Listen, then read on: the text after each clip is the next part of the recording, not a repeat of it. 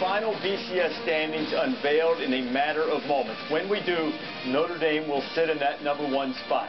The Irish sat, watched, and waited as Alabama survived a classic against Georgia.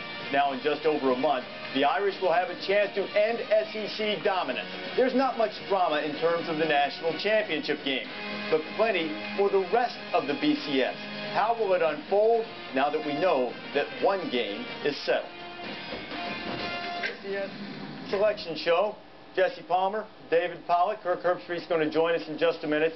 And look, it's cut and dry. We know Alabama and Notre Dame are going to play. Should there have been more discussion about who #2 is? I don't think there should have been. Certainly Florida could have a gripe. They beat 4 teams in the top 12 of the BCS standings. Oregon was unbeaten during regulation. But last night in the SEC title game, we saw 2 excellent teams, both very deserving of playing in a BCS national championship game. Both teams very close to one another. I think that demonstrated itself last night. I have no problem with the winner going on and playing in the BCS National Championship game, but us not having all of the drama surrounding who #2 was. I don't think there's any doubt that Alabama's not the team that they were a year ago, and they're not that dominant. And when you start to compare them to Florida, I think you can start to make arguments as far as resume. Oh, dude. Offensive line is the single most dominant. And for being only 30-some-odd years old, man, he's got a lot of drinking dark circles. Their offensive Careful line. there. They proved it. Florida lost to Georgia. Alabama beat Georgia. I think right now you just look at it and you say Alabama's a team that's worthy, experienced, and they'll be ready for the BCS National Championship game. That's what we're going to see, Notre Dame and Alabama in the championship game. Kirk Herbstreit is here. What about you, Kirk? Do you think there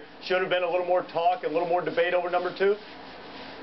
No, not at all. I think the only thing that's maybe a debate is about, and we'll have to see. I don't know how this is going to play out, but I know it was talked about yesterday. It seemed that the winner would obviously advance to the national championship, and the loser would be maybe left out, and Florida maybe goes in as an at-large out of the SEC.